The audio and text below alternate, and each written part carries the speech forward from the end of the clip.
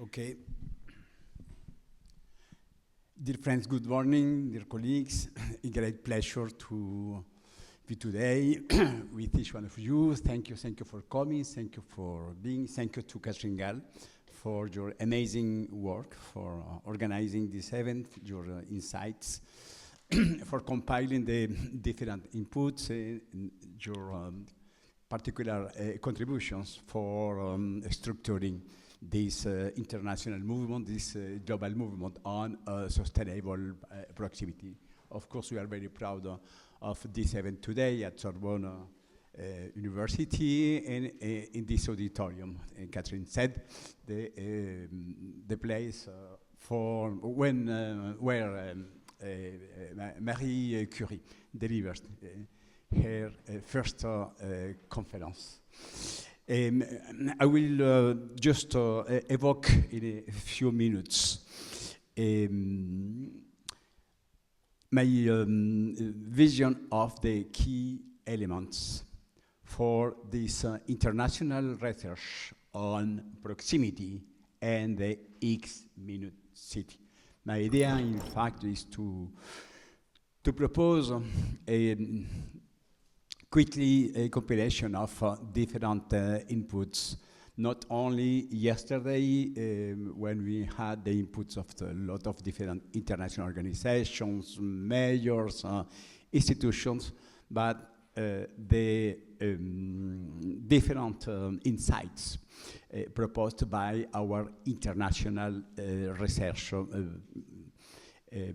topic on proximity. The first one, we have today the solid basis for structuring a conceptual framework. Cities designed for satisfying essential needs, short distances, human-scale urbanism, polycentric development, chrono-urbanism, chronotopia, and topophilia. Secondly, we have a structure, a global academic engagement. This is the case very clear today. Interdisciplinary research involving a lot of different urban studies, economics, public health, environmental science, and digital technologies. We have today the solid comparative studies across worldwide, Europe, Latin America, North America, Asia, and Africa. First point, the impact of proximities on urban quality of life. And strong evidence of the improvement by proximities for air quality, reduced traffic congestion, enhanced social inclusion, and to offer a better mental and physical health outcomes. Proximity reduces dependency on cars, lowering CO2 emissions, and urban stress, the emotional impact for citizen dwellers. Fourth point, governance and public policy. This concept in the different in the different ways, the X-minute city was adopted by global cities, Paris, Melbourne, Shanghai, Portland, and the small cities and ruralities, Prešova, etc. This movement is supported by the international organizations. UN Habitat, C40 Cities has adopted as well, UCLG, OECD, including in the concrete frameworks, the World Health Organization. And this concept is now integrated into national, not only the local policies for sustainable development. This was the words yesterday by Teresa Rivera, the Vice President of the European Commission. First point, methodologies and tools. We have developed in a common research worldwide for offering tools based on spatial analysis, accessibility mapping, urban morphometrics, chronotopography.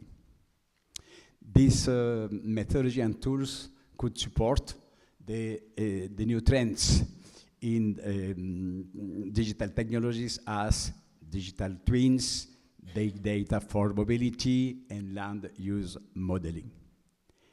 Citizen science is fostered by this movement, in particular with the participatory planning approach. This point is very important. Challenges and criticism. We need to continue to be challenged and to develop our concepts for continuing to explore the different criticisms. The first one, the question of the social spatial inequities, the question of inclusivity, and the question of the social cohesion.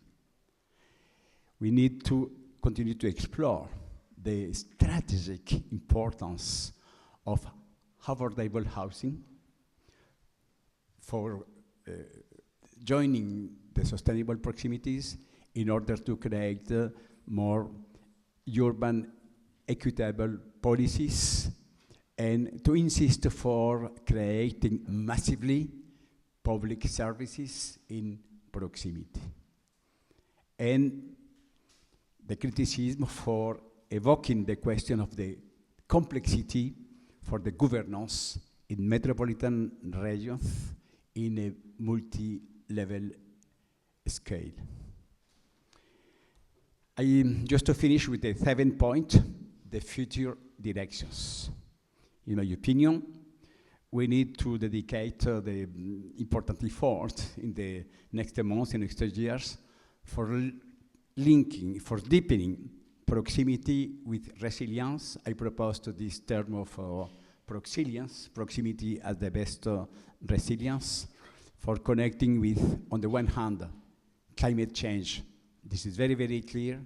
And on the other hand, the public health crisis. And thank you, Giselle, and for your inputs, your presence today. In the future direction, the 2nd point, integrating the economical topics. Circular economy, local productions, local employment, and connecting with the new trends in the economy, in particular by the remote job, digital platforms.